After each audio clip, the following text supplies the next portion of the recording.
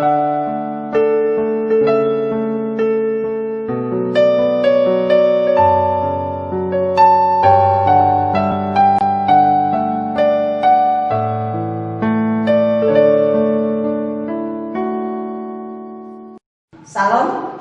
salam sehat dan sehati dalam kasih Tuhan Yesus Kristus. Selamat pagi Bapak Ibu Saudara terkasih, bertemu kembali dengan saya Pendeta Indriana. Kamis tanggal 4 Juni 2020 dalam acara Ragi Renungan Pagi. Adapun renungan pagi pada pagi hari ini diambil dari kitab 2 Timotius pasal yang pertama ayat yang ke-8 hingga ayat yang ke-12a dengan perikop ucapan syukur dan nasihat untuk bertekun. Subtema menjadi saksi iman. Sebelum kita bersama-sama membaca daripada firman Tuhan serta merenungkannya, mari kita bersatu dalam doa. Bapa dan kerajaan sorga, Bapa sumber segala hikmat dan kebijaksanaan yang kami panggil dan kami kenal dalam Tuhan kami Yesus Kristus. Pada pagi hari ini ya Tuhan, kami boleh datang kembali ke hadapan hadirat-Mu yang kudus untuk bersaksi, untuk menyampaikan firman-Mu ya Tuhan. Marilah ya Tuhan, Kau penuhi hamba-Mu dengan kuasa Roh Kudus-Mu, beri hamba-Mu hikmat dan kebijaksanaan. Marilah ya Tuhan, setiap perkataan-Mu Kau letakkan dalam mulut, lidah, hati, pikiran hamba-Mu. Dan demikian pula setiap anak-anak Tuhan, jemaat-Mu ya Tuhan yang mendengarkan firman Tuhan ini, biarlah kami semuanya dikuatkan. Terima kasih Bapa di sorga, dalam nama Tuhan Yesus Kristus kami berdoa. Amin. Bapak Ibu Saudara yang terkasih dalam Tuhan Yesus Kristus, kita bersama-sama membuka firman Tuhan dari kitab 2 Timotius pasal yang pertama ayat yang ke-8 hingga ayat yang ke-12a. Demikian firman Tuhan, jadi janganlah malu bersaksi tentang Tuhan kita, dan janganlah malu karena aku, seorang hukuman karena Dia, melainkan ikutlah menderita bagi Injilnya oleh kekuatan Allah. Dialah yang menyelamatkan kita dan memanggil kita dengan panggilan kudus, bukan berdasarkan perbuatan kita, melainkan berdasarkan maksud dan kasih karunia-Nya sendiri, yang telah dikaruniakan kepada kita dalam Kristus Yesus sebelum permulaan zaman, dan yang sekarang dinyatakan oleh kedatangan Juru Selamat kita Yesus Kristus, yang oleh Injil telah mematahkan kuasa maut dan mendatangkan hidup yang tidak dapat binasa. Untuk Injil inilah aku telah ditetapkan sebagai pemberita, sebagai rasul dan sebagai guru. Itulah sebabnya aku menderita semuanya ini, tetapi aku tidak malu. Amin. Yang berbahagia ialah mereka yang mendengarkan firman Tuhan serta memeliharanya. Amin.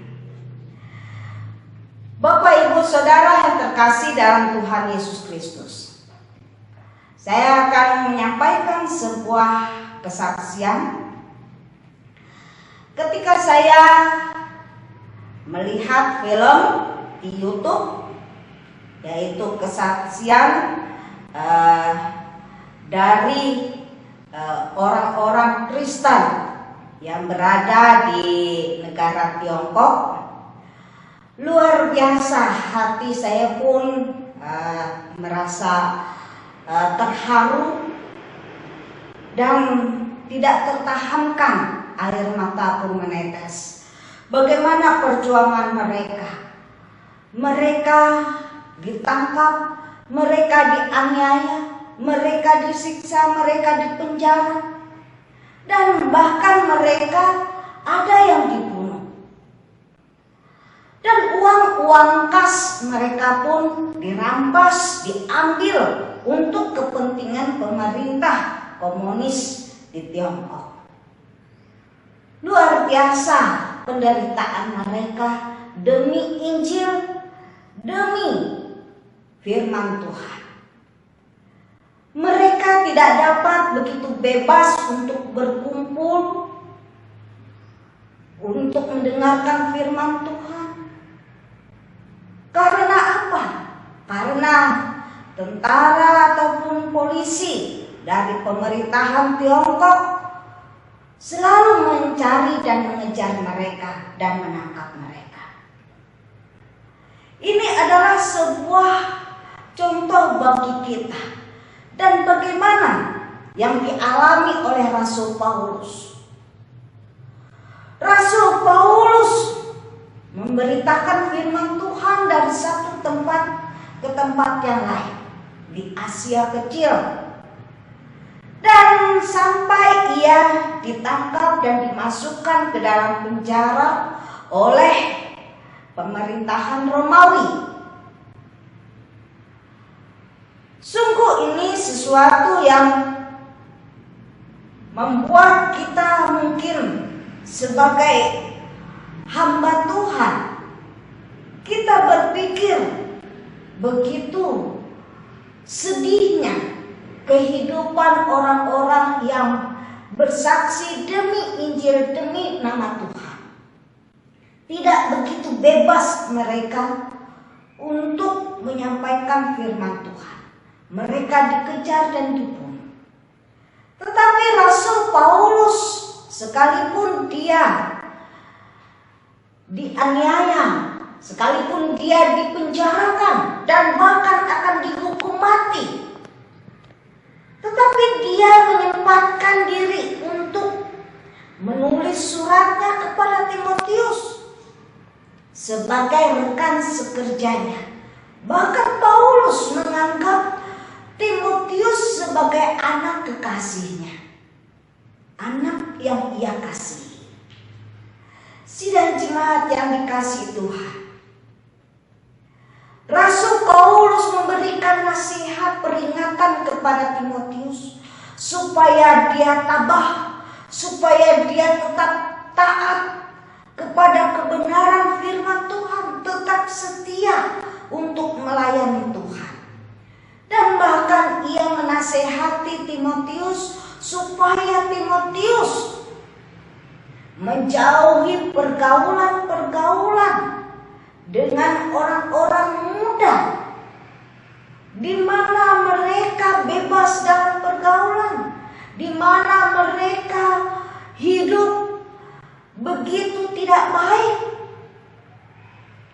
Rasul Paulus memberikan nasihat dan peringatan kepada Timotius supaya Timotius menjauhi pergaulan-pergaulan yang demikian. Bapak Ibu Saudara yang terkasih dalam Tuhan Yesus Kristus,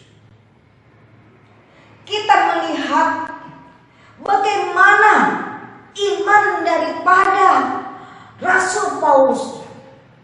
Dia punya keinginan dan punya kehendak.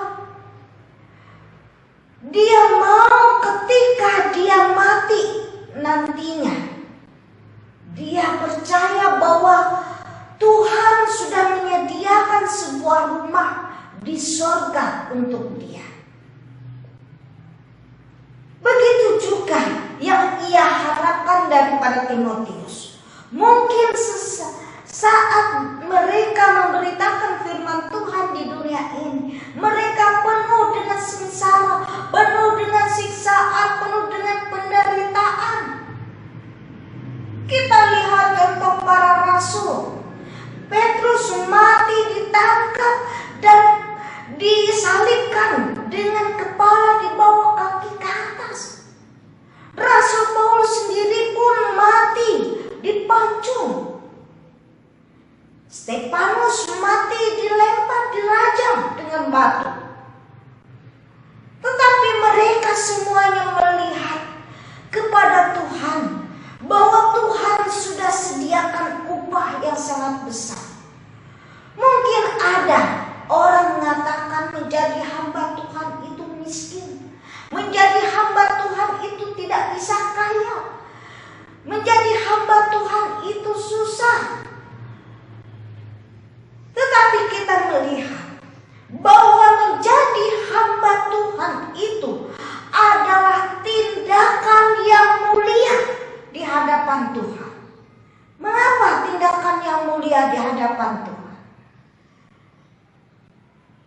peribahasa mengatakan, berakit-rakit ke hulu, berenang-renang ke tepian, bersakit-sakit dahulu, baru bersenang-senang kemudian. Boleh dikatakan dengan kata lain, sebagai hamba Tuhan itu sengsara tetapi membawa nikmat. Ibu bapak ya saudara yang kasih dalam Tuhan Yesus Kristus, mungkin banyak kita orang tua melarang anak-anak kita jangan masuk menjadi pendeta, karena pendeta itu tidak kaya, pendeta itu tidak bisa menjadi orang yang hidupnya enak. Mungkin kita berkata demikian, tetapi saat ini kita melihat bagaimana Rasul Paulus sudah memberikan contoh, Stefanus memberikan contoh. Ketika dia mau mati, dia melihat langit terbuka.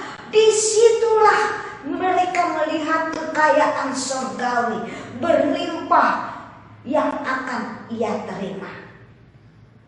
Demikian pula kita sebagai hamba Tuhan. Sebagai hamba Tuhan, jangan kita kecil hati, jangan kita sedih hati kita. Mungkin kita saat kita di dunia, kita diutus ke sana, diutus ke sini, kemanapun dan dimanapun kita pergi, kita percaya bahwa kita disertai oleh Tuhan.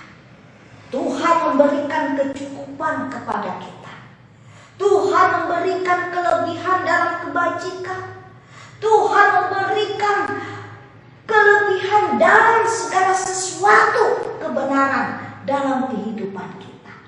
Dia memperkaya kita dengan kekayaan jasmani dan kekayaan rohani. Inilah yang akan kita terima sebagai hamba-hamba Tuhan, sebagai saksi Tuhan.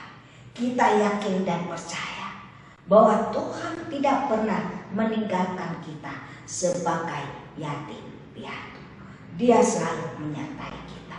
Kita percaya, bersaksi dengan iman, Immanuel, Tuhan menyertai kita selalu. Amin. Sidang jemaat yang dikasihi Tuhan, mari kita bersama-sama merendahkan hati kita di hadapan Tuhan. Kita bersatu dalam doa. Bapa dalam kerajaan surga, terima kasih buat firman-Mu yang telah diberitakan kepada kami sekalian ya Tuhan. Kami percaya Tuhan, sebagaimana Rasul Paulus ya Tuhan, dan rasul-rasul yang lainnya ya Tuhan, yang telah Kau utus, yang telah Kau panggil, mereka sebagai pemberita, sebagai guru. Bapa di surga, mereka Engkau berkati, Engkau sertai, Kau lindungi dari segala mara bahaya, dari segala ancaman. Bahkan mereka Engkau kuatkan dengan kuasa Roh Kudus-Mu ya Tuhan, sehingga mereka mampu bersaksi dengan iman sampai akhir hayat mereka. Mereka dapat melihat bahwa langit terbuka dan upah yang Tuhan sediakan bagi mereka telah tersedia bagi mereka. Terima kasih Bapa di surga.